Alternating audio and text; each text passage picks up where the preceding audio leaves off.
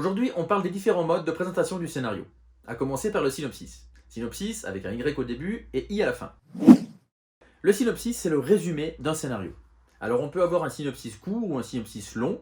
Un synopsis court, c'est environ une demi-page, et un synopsis long, c'est 1 à 2 pages. Le synopsis, dans tous les cas, va résumer l'ensemble du film. C'est pas comme ce qu'on a dans les programmes télévisés en laissant quelques points de suspension. Là, on va vraiment résumer le film du début à la fin, même en expliquant le dénouement final. Le synopsis est souvent utilisé dans les dossiers de production quand on veut présenter un projet à un producteur ou à quelqu'un qui va vous aider à faire votre film. Donc, on insère le synopsis au début d'un dossier de production et bien souvent, il est accolé à la note d'intention. Il ne faut pas confondre le synopsis et la note d'intention.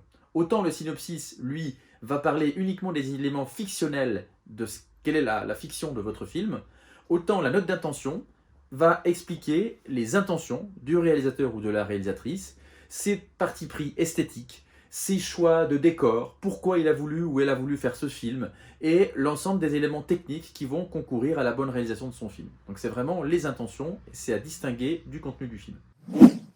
Autre forme de présentation du scénario, l'outline ou le step outline. Alors c'est un terme américain, c'est surtout utilisé aux États-Unis. Ça pourrait correspondre en France à ce qu'on appelle la liste des scènes ou la liste des séquences. En fait, c'est une suite de l'ensemble des séquences du film qui permettent d'avoir une vision globale de ce que pourrait donner le film. Voilà, donc sans autre précision, le numéro de la séquence et la suite des séquences. Voilà, ça c'est l'outline ou le step outline. Vous avez aussi un autre mode de présentation du scénario qui est le traitement.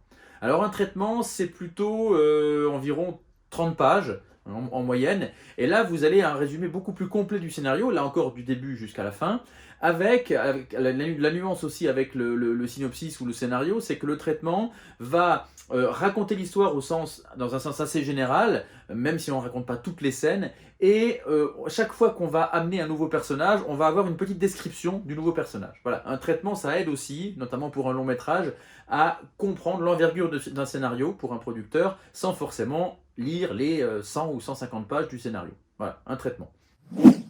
Alors maintenant, on va parler de la continuité dialoguée. La continuité dialoguée, c'est ce qu'on appelle véritablement le scénario, à la fois avec les descriptions, les présentations des personnages et les dialogues. Donc si votre film fait environ 1 h 30, ben vous avez un document de 100 à 150 pages. On fait à peu près une page utile, une minute utile par jour. Et donc vous avez un document de 150 pages qui contient le scénario organisé sous forme de séquence. Continuité dialoguée, pourquoi? Parce que le scénario va contenir tous les dialogues du film. Alors quand on a des descriptions, on écrit le texte à la ligne. Quand on a des personnages qui interviennent, on a centré le nom du personnage et en dessous son dialogue. En cinéma, on emploie les termes de plan, de séquence, et éventuellement de scène. Sachant que le plan, c'est la plus petite unité cinématographique, c'est entre le moment où on dit moteur et où on dit coupé. Une scène, c'est une unité de lieu, généralement, on peut dire la scène du café, et une séquence, c'est une unité d'action. Simplement, il faut savoir que l'usage, c'est de ne pas employer le mot scène quand on tourne un film. On peut l'employer quand on regarde un film, mais quand on tourne un film, sur un tournage, on emploie les termes de séquence et de plan. Donc un scénario, il est écrit en séquence. Chaque fois qu'on a un moment différent, c'est une séquence du film. Et la séquence sera divisée ensuite en plans. Mais dans le scénario, dans la continuité dialoguée, on ne parle que de séquence.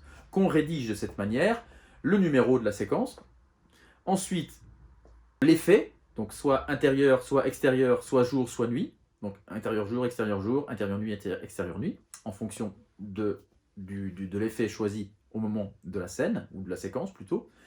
Et ensuite, on explique soit les didascalies, soit la description de l'action, soit les dialogues. Et on écrit tout cela dans cette continuité dialoguée qui est le véritable scénario du film. Le scénario ou la continuité dialoguée est distribué à l'ensemble des techniciens et des comédiens qui participent au tournage d'un film, mais par contre, il y a un autre document qui est plus spécifique et qui est plutôt réservé à l'équipe image et à la script. Ça s'appelle le découpage technique. Le découpage technique, lui, va rentrer dans le détail de la fabrication des plans du film. Dans un scénario, on a uniquement les séquences. Le découpage technique va rentrer dans le détail. Donc si dans la séquence numéro 5, on a par exemple 3 plans, le découpage technique va détailler la séquence 5 avec le premier plan, le deuxième plan, le troisième plan. Sachant que pour numéroter, les plans et les séquences, je vais vous donner une petite astuce pour ne pas confondre les choses. Alors il y a deux écoles, hein, il y a plusieurs écoles, mais je vais vous donner ma petite astuce là-dessus, c'est qu'au début d'un film, quand on fait la séquence 1, si la séquence 1 comporte par exemple 3 plans, la séquence 1, ça s'appellera séquence 1 plan 1, séquence 1 plan 2, séquence 1 plan 3.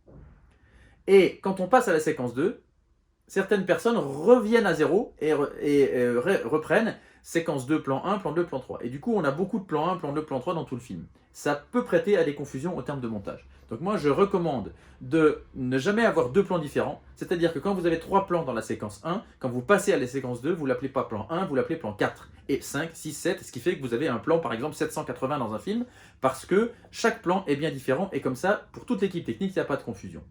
Donc, dans le découpage technique, vous avez les plans, et c'est dans ce découpage que vous allez avoir les fameux mouvements de caméra, le travelling, le panoramique, savoir comment on filme le plan, est-ce que la caméra est en plongée, en contre-plongée, comment on va placer la caméra pour filmer les choses. Et ça, c'est généralement le réalisateur qui le fait avec le caméraman, le chef opérateur, éventuellement la script, qui elle note tout.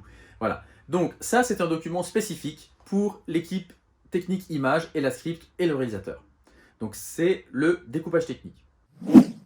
Une autre forme de présentation du scénario qui n'est pas obligatoire, c'est le storyboard, qu'on appelle aussi le scénar-image en français.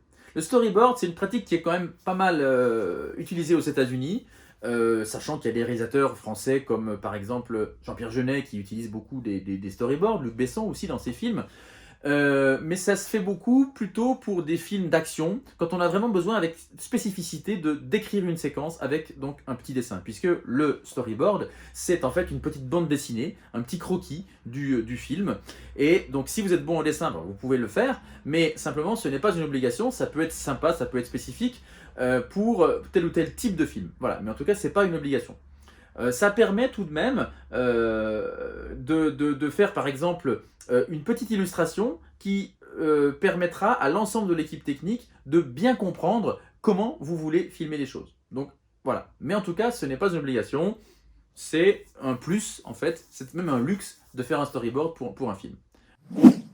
Voilà pour ces différentes formes de présentation du scénario, donc je vous souhaite un bon travail si vous vous apprêtez à écrire un scénario. Si vous avez des questions par rapport à ce que j'ai évoqué dans cette vidéo, n'hésitez pas à les mettre en commentaire, j'y répondrai avec plaisir. Et puis dernière précision, un certain nombre d'informations que j'ai données dans cette vidéo sont tirées du livre de Michel Chion, Écrire un scénario, qui dans sa dernière partie a un chapitre consacré aux différentes formes d'écriture du scénario.